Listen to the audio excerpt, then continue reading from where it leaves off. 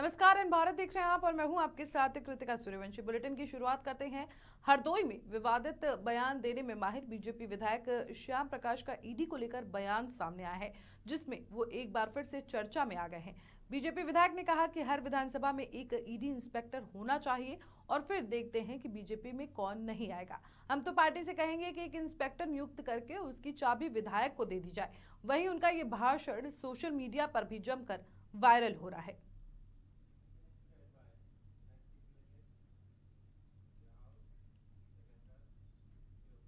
Tihar jail में बंद दिल्ली के मुख्यमंत्री अरविंद केजरीवाल को एक और झटका लगा है। सीएम के निजी सचिव विभव कुमार के खिलाफ विजिलेंस टीम ने एक बड़ा एक्शन लिया है। विभव कुमार की सेवाएं समाप्त कर दी गई हैं। विजिलेंस विभाग ने विभव कुमार की नियुक्ति को सही नहीं माना है। विजिलेंस विभाग के स्पेशल सेक्रेटरी राजशेखर ने यह आदेश जारी किया है। विजिलेंस विभाग द्वारा जारी आदेश में कहा गया है कि विभव कुमार की नियुक्ति के लिए निर्धारित प्रक्रिया और नियमों का ईमानदारी से पालन नहीं किया गया, इसलिए ऐसी नियुक्ति अवैध और अमान्य है। आपको बता दें कि दिल्ली शराब घोटाला मामले में ईडी कई बार विभव कुमार से भी पूछताछ कर चुकी है। सोमवार को भी ईडी ने विभव कुमार से पूछताछ की थी और उनको अपने दफ्तर बुलाया था।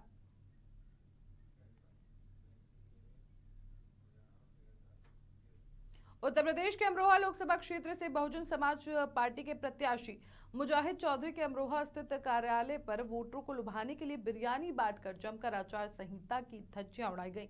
आपको बता दें कि शाम होते ही बसपा प्रत्याशी के कार्यालय पर वोटरों को लुभाने के लिए बिरयानी बांटने का सिलसिला शुरू हो चुका है और जमकर आचार संहिता की धज्जियां उड़ाई जाती हैं। चुनाव आयोग की सख्ती के बावजूद भी अमरोहा में बसपा प्रत्याशी आचार संहिता की धज्जियां उड़ाते दिख रहे हैं। आचार संहिता का उल्लंघन करने वालों का वीडियो भी सोशल मीडिया पर वायरल हो गया है। अब देखना ये होगा कि इस मामले पर अमरोहा प्रशासन के द्वारा क्या कार्रवाई की जाती है।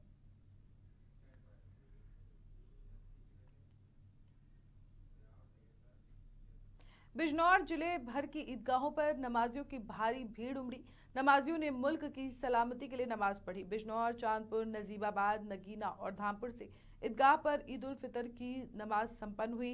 ईदगाहों पर पुलिस प्रशासन की पैनी नजर है। ईदगाहों पर सुरक्षा के लिए बड़ी संख्या में पुलिस बल को तैनात किया है। डीएम, एसपी सहित तमाम बड़े अफसर ईदगाहों का जायजा ले रहे हैं।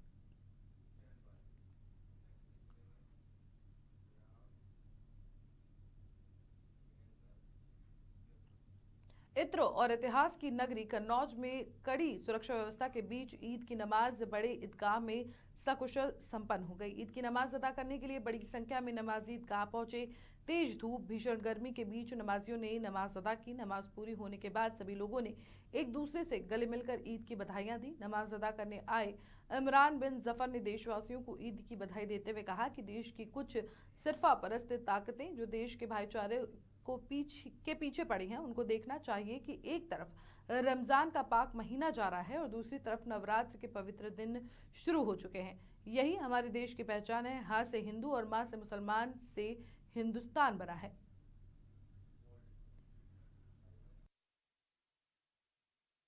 देखिए, हम आपके माध्यम से हिंदुस्तान के सभी लोगों को ईद की बहुत बहुत मुबारकबाद देना चाहते हैं और ईद की खुशियाँ पूरे देश में बहुत अच्छे से मनाई जा रही हैं और ईद की नमाज हर जगह बहुत अच्छे से हुई और ईद एक खुशी का मौका है।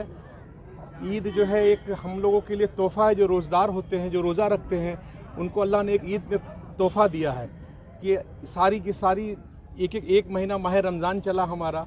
माह रमज़ान से जब ईद आता है तो ईद अल्लाह पाक एक समझिए कि सारे मोमिनों को ये एक अमन, चैन, दुआ इसमें करता आदमी और इस पूरे हिंदुस्तान के लिए नहीं, पूरी दुनिया के लिए दुआ किया गया है कि अमन, चैन, सुख, शांति बनी रहे, देश में भाईचारा बना रहे और जो फ़िरका फ़रस्त ताकतें इस देश की भाईचारा को ख़राब करना चाहते हैं उनके लिए ये बता दें कि देखिए, माह रमज़ान जा रहा है और नवरात्र आ रहा है।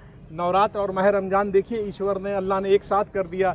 ये एक बहुत बड़ा मैसेज है हमारे समाज को, हिंदुस्तान के लिए कि नवरात्र और रमज़ान एक साथ हो गया। पवित्र दिन, एक पवित्र पाक महीना जा रहा है, एक पवित्र दिन आ रहा है। तो इससे हमको समझना चाहिए कि हम लोग एक दूसरे के पूरक हैं। हम से हिंदुस्तान है, हाँ से हिंदू, म से मुसलमान, हम से हिंदुस्तान।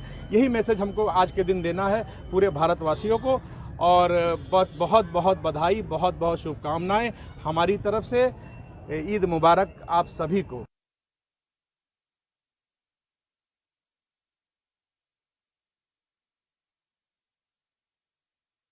मस्जिदों में ईद की नमाज अदा की गई। वहीं बड़ी ईदगाह में लगभग 2 लाख लोगों ने नमाज अदा की। बड़ी ईदगाह समेत सभी मस्जिदों में नमाज के बाद मुल्क में अमन, चैन, शांति की दुआ मांगी गई। आपको बता दें कि आज की मुख्य बात ये रही कि आज़ादी के बाद कानपुर की बड़ी ईदगाह में इस बार 2 शिफ्ट में नमाज पढ़ी गई। पहली शिफ्ट 8 बजे से तो दूसरी शिफ्ट की नमाज 9 बजे पढ़ी गई। प्रत्येक शिफ्ट में लगभग 1 लाख लोगों ने नमाज अदा की। आपको बता दें कि सुबह से ही लोग ईदगाह और मस्जिदों की तरफ नमाज पढ़ने के लिए निकल पड़े। कानपुर के अलग अलग मस्जिदों और ईदगाहों की तरफ यातायात का डायवर्जन पुलिस ने कर रखा था। नमाज के लिए सुरक्षा व्यवस्था के पुख्ता इंतजाम किए गए। ड्रोन कैमरे से नमाज के स्थान पर निगरानी की जा रही थी।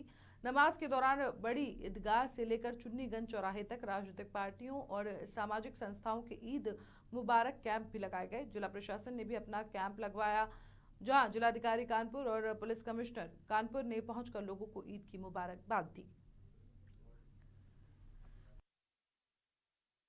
देखिए, मैं सबसे पहले आज ईद के अवसर पर अपने जनपद वासियों को मैं ईद की ढेर सारी शुभकामनाएं देता हूं और उनको ईद की दिली मुबारकबाद देता हूं।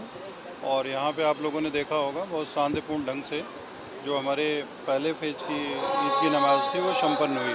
अब 9:30 बजे से सेकंड फेज की नमाज़ संपन्न होने जा रही है। मुझे पूरी उम्मीद है कि वो भी शांति के साथ जो है संपन्न हो जाएगी। कि आज पूरे जनपद में ईद बड़े हर्षोल्लास से मनाया जा रहा है। सभी लोगों को, हमारे मुस्लिम भाइयों को विशेष रूप से ईद की मुबारकबाद। आज प्रथम पाली की नमाज सकुशल अदा हुई है और हमारे जो मेन ईदगाह है वहाँ की इंतजामिया कमेटी ने बहुत अच्छी व्यवस्था की है और प्रथम बार 2 पालियों में नमाज यहाँ पढ़ी जा रही है। प्रथम पाली 8 बजे, दूसरी पाली 9:30 बजे। अभी 8 बजे लाखों की संख्या में लोग आकर अभी नमाज पढ़े हैं और दूसरी पाली में भी इतनी संख्या दिख रही है। बड़े अच्छे से और बड़े शांत वातावरण में ये कार्यक्रम हो रहा है। मैं पुनः सभी लोगों को ईद की शुभकामनाएं देता हूँ, मुबारकबाद देता हूँ।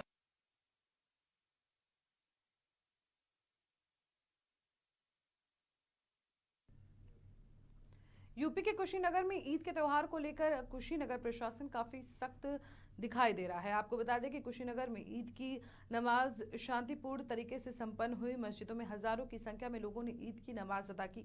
नमाज को लेकर सुरक्षा व्यवस्था के पुख्ता इंतजाम किए गए। वहीं लोगों ने नमाज के दौरान हाथों में मुल्क और आवाम की सलामती और आपसी भाईचारे की दुआ मांगी। नमाज के बाद लोगों ने एक दूसरे को गले लगाकर मुबारकबाद दी।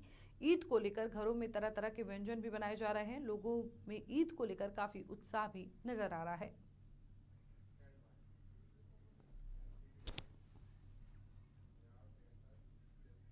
संत कबीर नगर गांव के बघौली विकासखंड क्षेत्र के सिवान में घातक हादसा हुआ है। कई बीघा गेहूं की फसल जलकर खाक हो गई। आपको बता दें कि ये आग अज्ञात कारणों से लगी है, जिसके कारण पूरी फसल जलकर नष्ट हो गई, लेकिन कड़ी मशक्कत के बाद आग पर काबू पाया गया।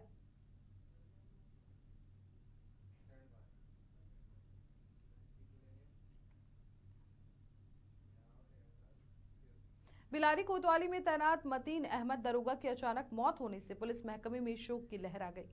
दरोगा मतीन अहमद को पिछले काफी समय से हार्ट की प्रॉब्लम की शिकायत बताई गई थी।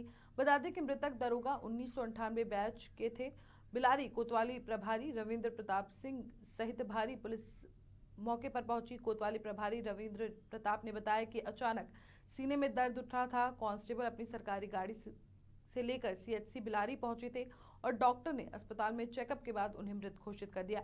सीएचसी बिलारी में तैनात डॉक्टर शतावरी त्यागी ने बताया कि मृतक हालत में कांस्टेबल को अस्पताल लेके आया गया था।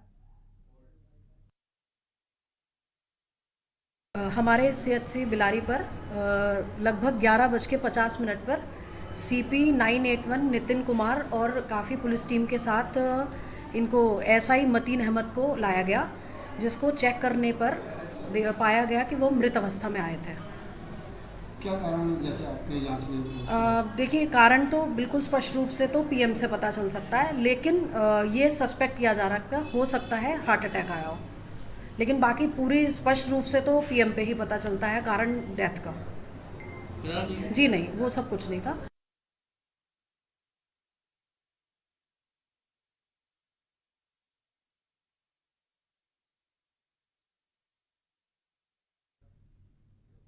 मेरे साथ इस बुलेटिन में इतना ही। देश और दुनिया की तमाम बड़ी खबरों के लिए देखते रहिए एन भारत।